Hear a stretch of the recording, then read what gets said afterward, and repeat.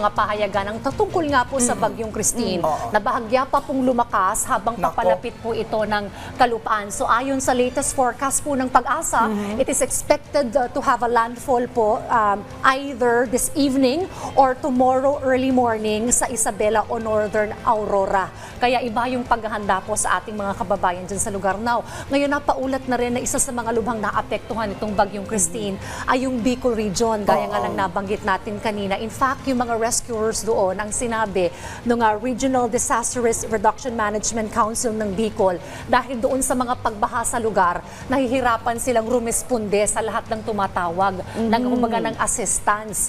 At masabi naman nila ay sa mga residenteng apektado to seek a safe space para maging temporary shelter mo nila while waiting for the rescue na ipaprioritize naman po ng otoridad. Oo, sabi nga no, sa Naga, urgent call talaga yung mga pangangailangan dahil nabanggit mo nga, Profi, no? Yung makikita mo yung mga bubong na, inaanod na, kabilang din po yung ilang bahagi din ng Bicol, no? Camarines Sur. Nag-post nga rin po si Kong El Rey Villafuerte na ongoing naman din ang rescue operations nila. So sa Visayas po, pati po yung actually yung parents ko nasa Eastern Samar. Kumusta sila? Talagang brownout doon. Walang kahapon, kuryente. hindi rin namin sila makontak dahil nga brownout, no?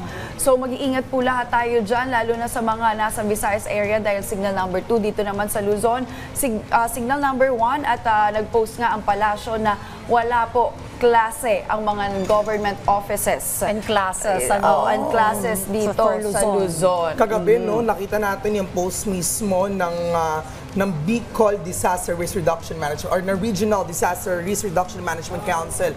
At hindi na kinaya ng mga rescuers yung pag-rescue sa ating mga kababayan na nasa lantan itong Bagyong Christine. At ngayon po ay kailangan talaga na kumilos na, no, ang national government din, no, yung mga offices po. Punta po tayo sa mga maapektuhan lugar pa nitong Bagyong Christine. Yung iba po sa mga sitwasyon na ating kababayan, nasa 3rd floor na yung ating mga kababayan nung kanilang bubong mismo, nakakaawa, no? Kaya dun sa ating mga kababayan, pagdasal po natin syempre ang kaligtasan ng ating mga kababayan dyan sa Bicol region.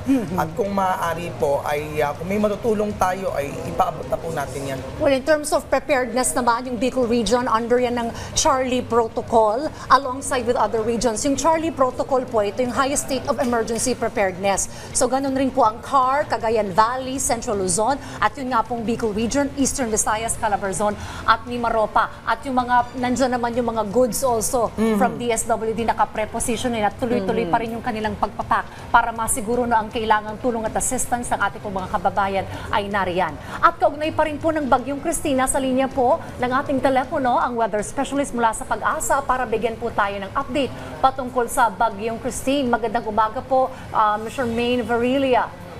Yes po, magandang umaga po sa ating lahat. Ano po ang latest sa ating panahon po, ma'am? Sa ngayon po, yung binabantayan po natin si Bagyong Christine ay nasa 340 kilometers na po silangan po ng Quezon. And then, bahagya po siyang lumakas na yung speed niya umaabot na po ng 85 kph near center na wind speed. And then, yung gustiness po niya o yung pagbugso ay umaabot na po ng 105 or 105 kph. And then, bahagya din po siyang bumilis kasi ng mga nakaraang oras po or nakaraang araw is nasa 15, ngayon nasa 25 kph na po yung kanyang speed o yung bilis ng pagtakbo niya. Alright, I understand, ma'am, tama po, that it is expected to do a landfall tonight or tomorrow morning. So ano-ano po yung mga lugar na kailangan po talagang maghanda na expected pong lubhang maapektuhan po nitong Bagyong Christine habang papalapit po sa kalupaan po, ma'am? Yes po. So may mga nakataas po tayong tropical cyclone wind signal 2, particularly po sa Ilocos region and then Cordillera. Also yung mga nasasalanta na po ngayon dito sa parts ng Bicol region. And then, sa mga areas naman po na medyo medyo malayo din sa tatamaan ng mata ng bagyo, ay naka-raise pa rin po tayo ng tropical cyclone wind signal number 1, particularly kasama po dito yung Metro Manila. Ma'am, ano pong expected po natin or expectation po natin sa bagyong ito? Ano pong pagtaya natin? Patuloy po ba itong lalakas? Okay po. So sa ngayon po, ang kategory po kasi ng bagyo natin is nasa tropical storm. So yung wind speed po nito ay nagre-range between 62 to 88 kph kapag ganong kategory. Pero before po mag-landfall, ina-expect natin na tataas pa po siya ng up to severe tropical storm. Yung severe tropical storm po, yung wind speed nun or yung maximum sustained winds umaabot ng 89 to 117 kph. So, yun po yung mga scenario na nakikita natin ngayon. How can we describe po itong bagyong Christine, ma'am? Ito po ba ay may malakas na hangin at marami pong ulang bitbit, ma'am? Yes po. Ito pong bagyo natin na to ay una, napakalaki po nung kanyang diametro kasi 850 kilometers. So kung imagine po natin, yung mata niya ngayon located dito sa may part ng Bicol region, no? Pero yung kaulapan niya, sinasakop yung hanggang extreme northern Luzon, mga parte ng Batanes. Tapos, kapag titingnan din natin yung sa may bandang baba, umaabot na po ng mga northern parts ng Mindanao. So, ganun kalaki yung kaulapan niya. Kaya i-expect natin yung ibibigay niya mga pag-ulan is matataas din po. Kaya yung mga kababayan natin sa parts ng Bicol region, and then sa Cagayan, particularly po ngayong araw sa Cagayan, Isabela, Apayao, Aurora, Quezon, Catanduanes, Camarines Norte, at Camarines Sur, nakaka-experience na po sila ng more than 200 millimeters rainfall. And then, nung mga previous hours din po na nag-monitor tayo, nakaka-record na rin po tayo ng mga more than 200 millimeter na rainfall, particularly dito sa Bicol region po. Ma'am Charmaine, si Miji po ito, no? Hanggang kailan po ba natin ine-expect na mananatili ang bagyong Christine dito sa Pilipinas po? Sa ngayon po, kung wala masyadong pagbabago sa track niya, na-expect po natin na hapon po ng Biyernes ay makakalabas na po ito ng ating Philippine Area of Responsibility. Ma'am, kaugnay po niyan, so once na lumabas na po ba ito ng PAR, ay wala na po itong magiging epekto sa ating bansa or magpapaulan pa rin po ito? Okay. So, kung titignan kasi natin, kung wala, halimbawa, may yung intensity niya, no, parang bigla siyang hihina, pero sa ngayon, nakikita kasi sa track natin is severe tropical storm. Tsaka malawak po kasi yung kaulapan niya. So, kahit makalabas